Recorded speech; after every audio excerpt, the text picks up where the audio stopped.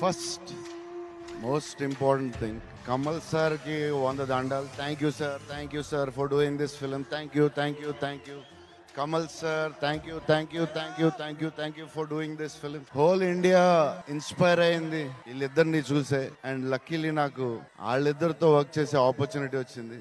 నేను I think I'm very very very lucky. So ఇండియాలో south అన్ని రీచ్ అవ్వడానికి మా కజిన్స్ అందరూ ఎవరైనా సరే అమితాబ్ బచ్చన్ ఫ్యాన్.